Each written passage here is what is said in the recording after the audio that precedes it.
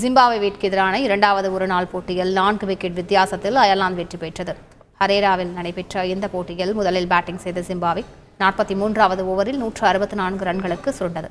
Ireland வேகப்பந்து வீச்சாளர் Joshua little 6 விக்கெட்டுகளை சாய்த்தார். பின்னர் 167 ரன்கள் இலக்கை நோக்கி ஆடிய அயர்லாந்து 41வது ஓவரில் 6 விக்கெட் இழப்புக்கு 170 ரன்கள் எடுத்து 4 விக்கெட் வித்தியாசத்தில் வெற்றி பெற்றது. அயர்லாந்து வீரர் கர்டிஸ் கேம்பர் 66 ரன்களை எடுத்தார். ப்ரோ கபடி லீக் தொடரின் லீக் போட்டிகளில் யூ மும்பா மற்றும் ஹரியானா ஸ்டீலர்ஸ் அணிகள் வெற்றி வாகை சூடின. புனேவில் உள்ள பெலவாடி மைதானத்தில் நடைபெற்ற பரபரப்பான லீக் போட்டியில் பாட்னா பைரேட்ஸ் அணியை 42-40 என்ற புள்ளிகள் கணக்கில் யூ மும்பா வீழ்த்தியது. இதே மைதானத்தில் நடைபெற்ற மற்றொரு லீக் போட்டியில் புனேரி பல்தான் அணியை 44-39 என்ற புள்ளிகள் கணக்கில் ஹரியானா அணி சாய்த்தது. ஸ்பெயினின் வேலன்சியா நகரில் தொடங்கியுள்ள 5 நாடுகள் ஹாக்கி தொடரின் முதல் போட்டியில் ஸ்பெயினிடம் இந்திய ஆடவர் அணி தோல்வியடைந்தது.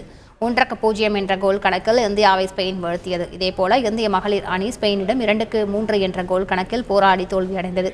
இன்று இரவு நடைபெறும் தங்கள் இரண்டாவது போட்டியில் பெல்ஜியம் ஆடவர் மற்றும் மகளிர் அணியுடன் இந்திய ஆடவர் மற்றும் மகளிர் அணிகள் முறையே மோத இருக்கின்றன. செய்திகளை உடனுக்குடன் தெரிந்து கொள்ள உடனே சப்ஸ்கிரைப் பண்ணுங்க.